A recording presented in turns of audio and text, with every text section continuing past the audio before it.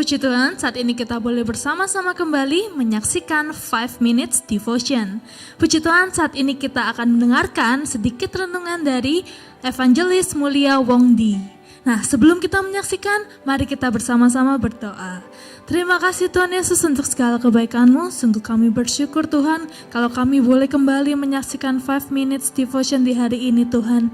Semua karena kebaikan-Mu Bapa. Biarlah renungan ini Tuhan boleh memberkati kami, boleh mengubahkan hidup kami Tuhan. Terima kasih Tuhan Yesus, kami siap mendengarkan firman-Mu. Hanya di dalam nama-Mu kami berdoa. Haleluya.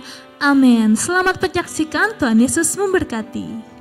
Shalom. Bapak Ibu yang dikasihi dalam Tuhan Yesus, kembali kita bertemu di program 5 Minutes Devotion. Topik untuk renungan kita kali ini adalah pentingnya komunitas. Di dalam konsep kekristenan, gereja bukan hanya sekedar suatu tempat atau suatu bangunan, tapi gereja adalah komunitas atau kumpulan dari orang-orang yang memiliki iman yang sama. Lantas, kenapa komunitas sangat penting bagi kita sebagai umat Kristiani? Kalau kita melihat kehidupan jemaat mula-mula yang tercatat di dalam Kisah Para Rasul 2 ayat 42 sampai dengan 47, saya tidak akan membaca ayatnya, tapi saya hanya akan mengambil poin-poinnya. Di sana kita bisa melihat bahwa mereka, jemaat mula-mula, itu mereka bertekun di dalam firman Tuhan, mereka bertekun di dalam persekutuan, bertekun dalam doa, sehati sejiwa, dan peduli terhadap sesama. Dari poin-poin yang saya sebutkan tadi, kita bisa belajar bahwa melalui komunitas orang-orang seiman, kita bisa melakukan beberapa hal. Pertama, kita bisa saling mendukung dalam keimanan dan saling bertumbuh bersama. Di dalam lingkungan kehidupan kita saat ini, yang dimana orang-orang juga semakin individualistik, semakin egosentris, akan semakin sulit untuk mencari teman yang benar-benar bisa mendukung kita dalam keimanan. Tetapi melalui komunitas orang-orang seiman, kita dapat saling memperkuat dan memperlengkapi dalam perjalanan kehidupan rohani kita. Dan yang kedua, kita bisa saling mendoakan satu sama lain.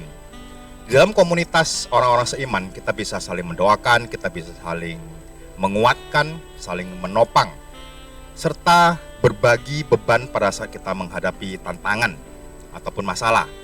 Dan percayalah, beban kita akan terasa lebih ringan kalau kita bisa berbagi dengan saudara-saudara seiman kita.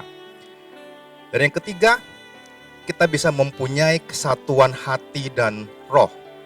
Kesatuan hati dan roh di dalam persekutuan itu bisa membuat kita menjadi kuat. Karena kita hidup saling memperlengkapi satu dengan yang lainnya di dalam segala aspek kehidupan kita. Dan yang terakhir, kita bisa melayani yang membutuhkan. Lewat komunitas orang-orang seiman, kita bisa belajar untuk melakukan tugas-tugas bersama, seperti di dalam pelayanan, dukungan doa, serta untuk melayani orang-orang yang membutuhkan. Dan hal ini bisa meningkatkan hubungan kita dan juga kepercayaan di antara sesama, dan pada saat yang sama juga kita bisa membantu orang-orang yang membutuhkan. Melalui kehidupan jemaat mula-mula, kita dapat belajar untuk menjalani hidup yang lebih baik di dalam kehidupan rohani kita.